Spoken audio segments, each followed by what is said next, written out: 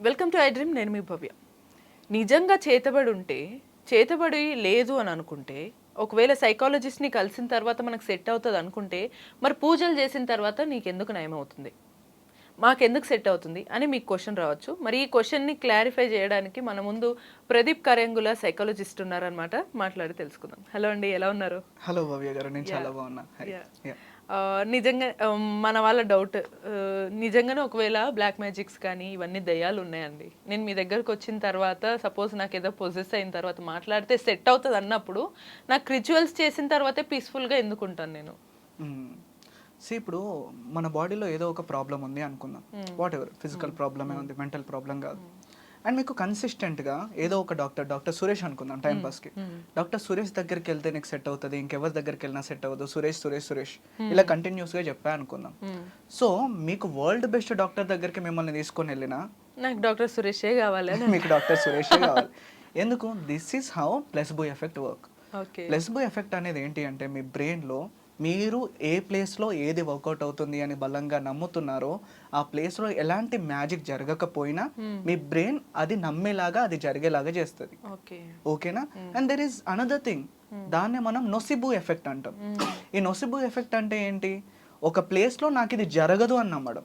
For example, ఇప్పుడు పల్లెటూర్లలో కొంతమంది ఉన్నారు అనుకుందాం, అండ్ ఎవరో వాళ్ళకి మాయ చేశారు, మంత్రాలు చేశారు అని వాళ్ళ బ్రెయిన్లో ఫీడ్ చేసి సమ్ రేర్ ఒక ట్రాన్స్ని పట్టుకొని దయ్యం పట్టింది అని చెప్పి వాళ్ళు ప్రొవోక్ చేశారు అనుకుందాం.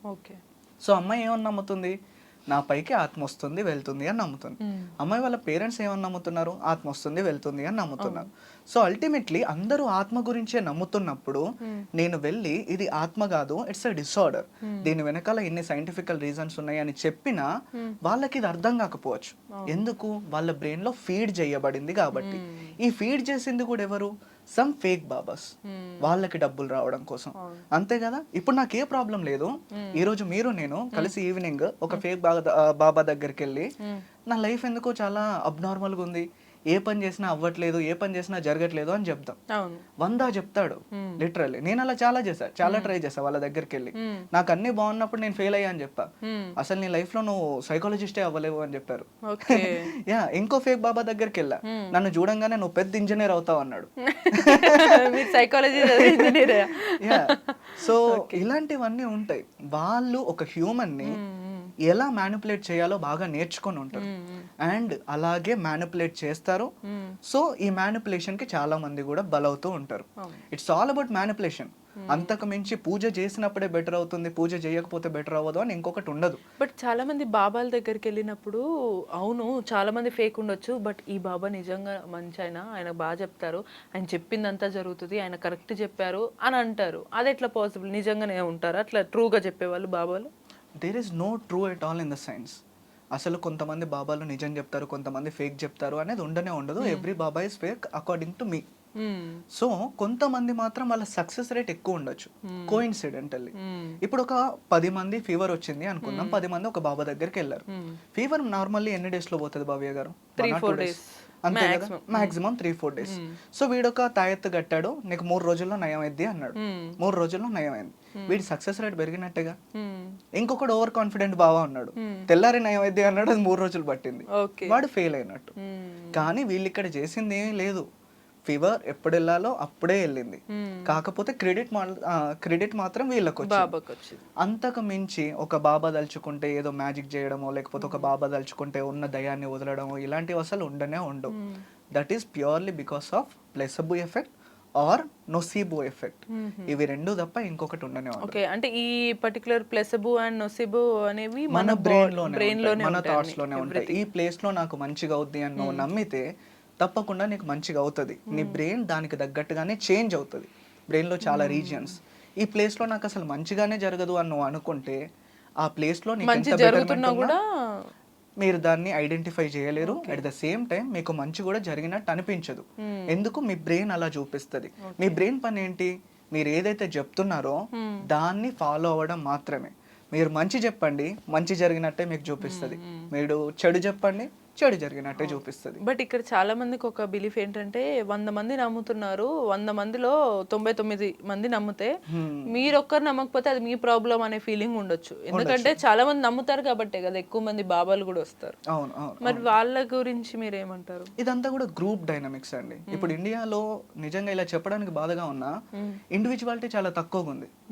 ఎందుకు ఉంది అంటే ఇప్పుడు ఒక సినిమాకి చాలా చెత్తగా ఉంది అనుకుందాం, సినిమా 500 కోట్లు వచ్చాయి.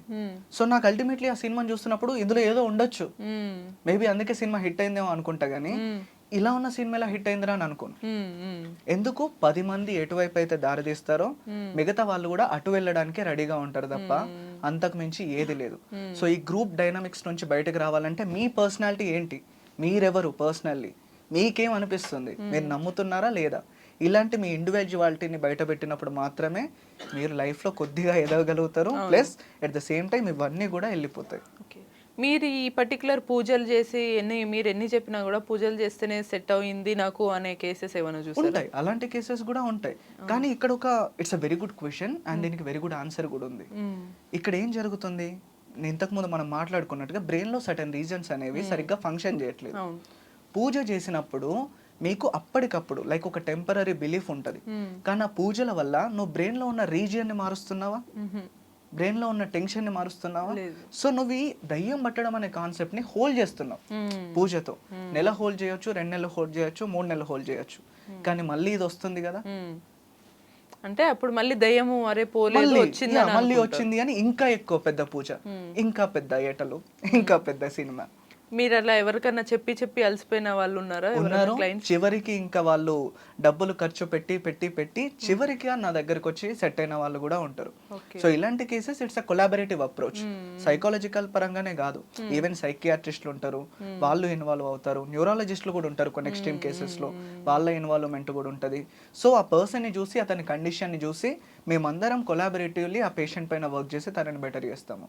సో ఓవరాల్గా ఓ సైకాలజిస్టో సైకియాట్రిస్ట్ దగ్గరకో వెళ్తే మేము పిచ్చోళ్ళు అనుకుంటారని అక్కడికి వెళ్ళరు, కానీ బాబా దగ్గరికి వెళ్తారు కదా, బాబా దగ్గరికి వెళ్తారు. ఇది నిజంగా. కానీ నేను మీ మీడియా ద్వారా చెప్తున్నా, మేము చేసేవి పిచ్చి వాళ్ళ కేసెస్ మాత్రమే కాదు. ఒక పర్సన్ డిప్రెషన్లో ఉన్న, రిలేషన్షిప్ ప్రాబ్లంలో ఉన్న, ఎలాంటి మెంటల్ హెల్త్ ప్రాబ్లంలో ఉన్న, అది చిన్న స్ట్రెస్ నుంచి, యాంగ్జైటీ నుంచి, పానిక్ అటాక్ నుంచి పెద్ద డిసార్డర్ దాకా ఇవన్నీ మేము డీల్ చేస్తాము.